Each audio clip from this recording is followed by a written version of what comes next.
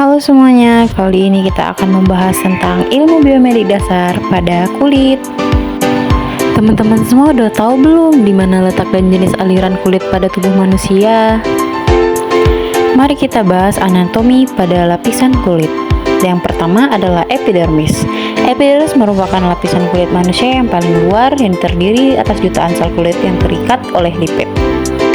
Epidermis sendiri bertindak sebagai perlindungan dari air, infeksi, dan hal-hal eksternal lainnya. Lanjut pada lapisan yang kedua adalah dermis.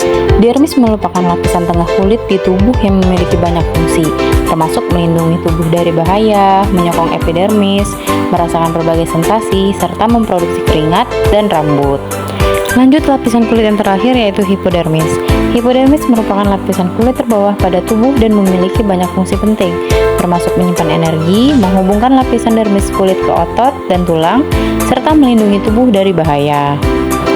Kita lanjut pada gambar lapisan kulit. Teman-teman bisa lihat sendiri bagaimana letak dari epidermis, dermis, dan juga hipodermis.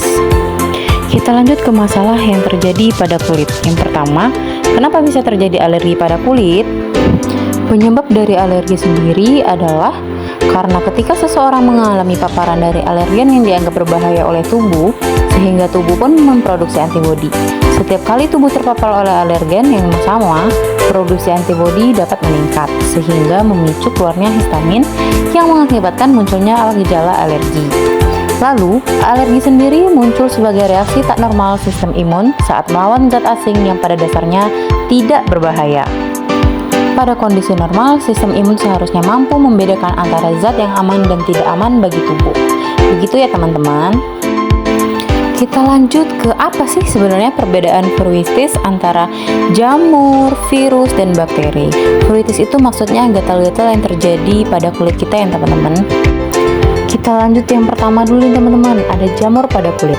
Jamur pada kulit itu terjadi karena kondisi kulit kita yang lembab atau basah, kita tidak menjaga kebersihan tubuh kita dengan baik, kita menggunakan pakaian yang ketat dalam jangka waktu yang lama, atau bisa saja menggunakan pakaian, handuk, atau kasur yang sama dengan penderita infeksi jamur kulit yang menular.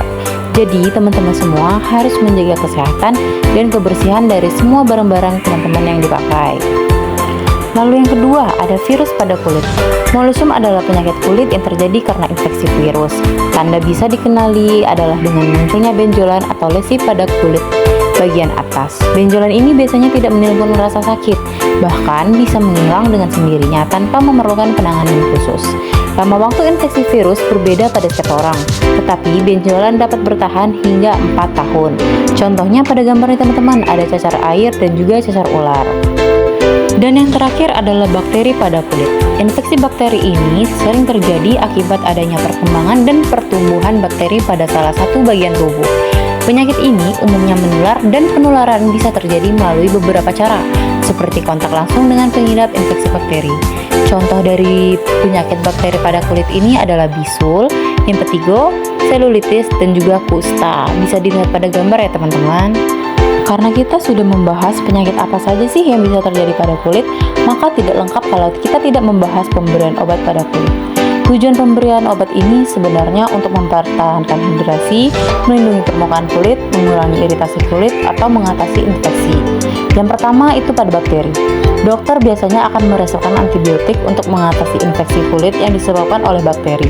Antibiotik yang diberikan ini bisa berbentuk salep, obat minum, atau juga obat suntik. Yang kedua pada jamur. Obat anti jamur itu biasa diberikan dalam bentuk pil, sampo, krim, atau salep, tergantung pada bagian tubuh yang terinfeksi. Lalu yang ketiga adalah virus. Pada pasien infeksi herpes zoster dan Herpes simplex, dokter akan meresepkan obat antivirus. Antivirus ini sendiri berguna untuk mempercepat penyembuhan serta mengurangi risiko komplikasi dan penularan kepada orang lain. Ternyata ada lagi nih permasalahan yang terjadi pada kulit, terkhususnya yang sering terjadi itu pada wajah, yaitu jerawat. Jerawat memang mungkin saja bisa terjadi pada wajah, pada bagian tubuh, atau bagian tubuh lainnya. Mari kita bahas. Kita bahas dulu nih, apa sih sebenarnya penyebab jerawat? Yang pertama, itu karena banyaknya kulit mati yang menyumbat pori-pori kelenjar pilosebaceae. Yang kedua, produksi minyak berlebihan. Dan yang ketiga, pertumbuhan bakteri Propionibacterium acnes. Yang keempat, karena proses peradangan sebagai reaksi terhadap bakteri atau kuman yang muncul di wajah, serta penggunaan produk-produk yang dihasilkan bakteri atau kuman tersebut. Yang kelima, karena pengaruh hormon reproduksi. Yang keenam, bisa jadi karena teman-teman stres. Dan yang terakhir, karena mengonsumsi makanan pemicu jerawat secara berlebihan. Bagi teman-teman yang memiliki jerawat, jangan pernah dipencet-pencet ya teman-teman, karena hal tersebut bisa saja menular ke bagian tubuh yang lainnya. Kita lanjut ke pencegahan jerawat. Ahli medis umumnya memberikan obat-obatan yang mengandung sulfur, resorcinol, asam salsilat, antibiotik, dan isotretinoin. Penggunaan obat-obat harus dalam pengawasan dokter karena efek samping yang bisa muncul. Wanita hamil juga sebaiknya tidak menggunakan obat tersebut karena dapat menyebabkan kecacatan pada janin. Pencegahannya yaitu dengan membersihkan peralatan kosmetik. Yang kedua, memilih kosmetik yang tidak menutup pori-pori. Yang ketiga, menggunakan pelembab non-somedogenik. Yang keempat, menghindari menggosok wajah dengan menggunakan kain atau sarung tangan dengan permukaan yang kasar. Yang kelima, menjaga kebersihan tubuh dengan segera mandi setelah beraktivitas, karena minyak berlebih di wajah dapat memicu terjadinya jerawat. Baik teman-teman, mungkin itu saja pembahasan yang bisa kita bahas hari ini mengenai mulai dari lapisan kulit, masalah pada kulit, dan pencegahan pada kulit. Jadi semoga semua yang kita bahas hari ini bisa berguna bagi teman-teman semuanya. Terima kasih sudah menonton. Bye-bye.